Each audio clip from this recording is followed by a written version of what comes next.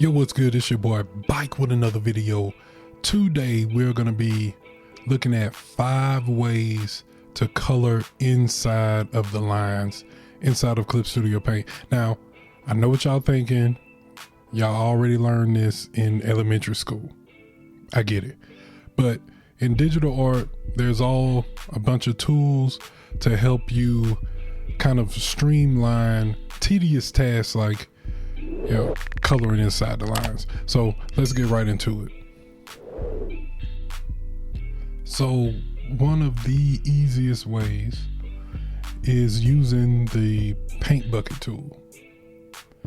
And for the paint bucket tool, all you have to do is simply click on the paint bucket tool and click inside of whatever the thing that you want to color. Make sure you have the right color and click on the inside, and there you go. Now what we usually do when you start coloring, you usually color under your reference layer, meaning your drawing layer, you usually color under it.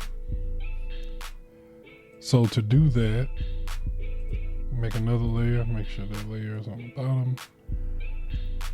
And then we can, on the paint bucket tool, you'll see a bunch of options. And if you click the refer to other layers, you click that. And then now you can click it and it does the actual same thing, but it is actually on the layer below. Now, this is what happens when you leave it on referring only to editing layer, meaning the layer that you have highlighted right here. And if we do it like that,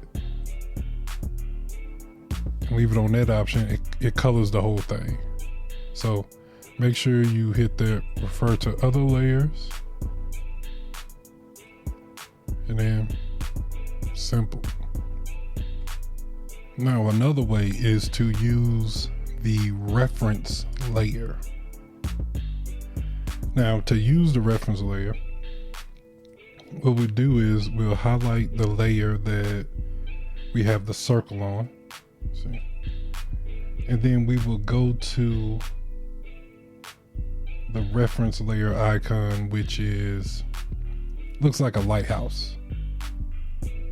Look like a lighthouse, and it's right up here. If we click on that, we have now selected this top layer to be a reference layer. So no matter whether this layer is on the bottom or up top, we can still color in between the lines. So we'll click on that bottom layer, and then we'll click on a paintbrush, any paintbrush. And you also want to go to the settings now, and you want to make sure that you have do not cross lines of reference layer checked. And if this doesn't show up, you simply hit the wrench,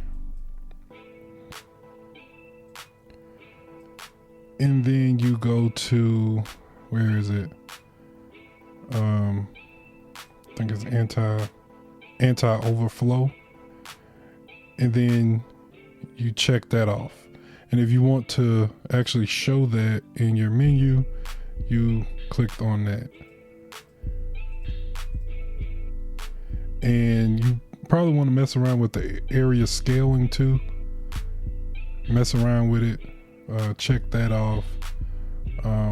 That's going to help your colors get closer to the actual edge and not have those little tiny white pixels right there by the edge. Okay, so once you have done that, we could take, and I probably need to use, I'm using my mouse. So hold up.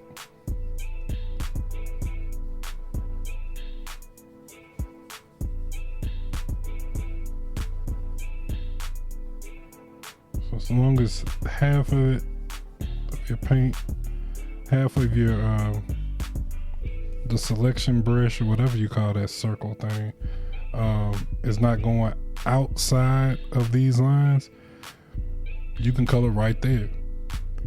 Now the third way of actually coloring inside the lines is the Magic Wand tool.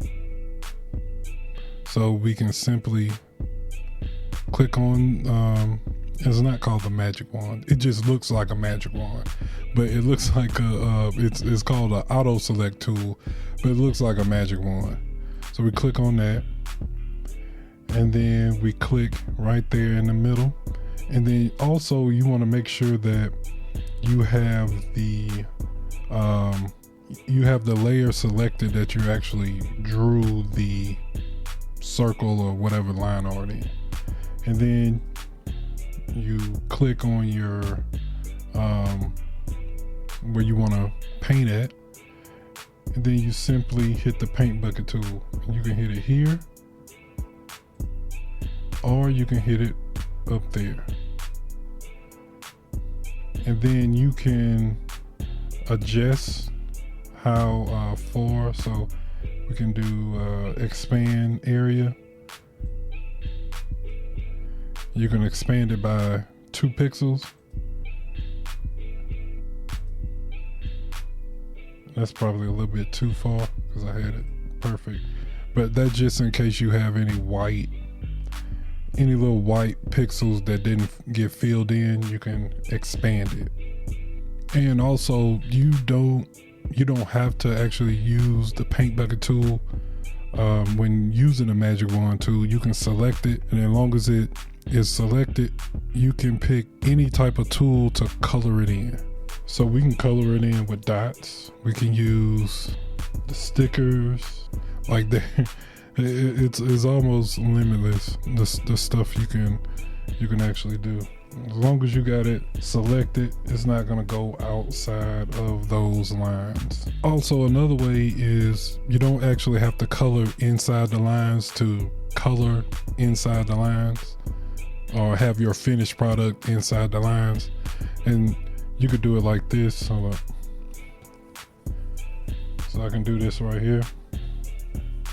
And as long as I'm coloring on the layer below, or not the layer that line art is on, I can click my line art, go to the Magic Wand tool, select this outside area, and it's selecting everything but the middle of the circle.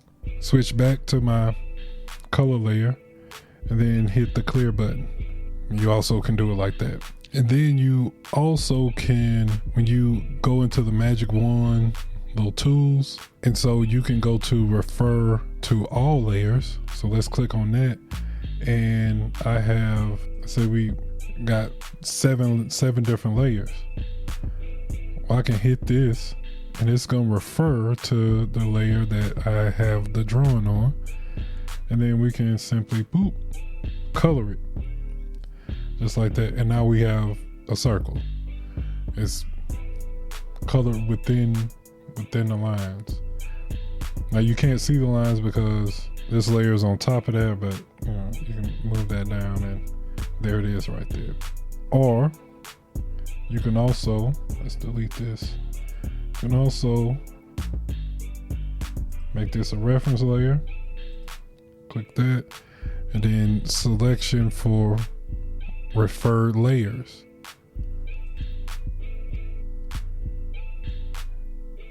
And then hit the paint bucket tool. And kind of does the same thing.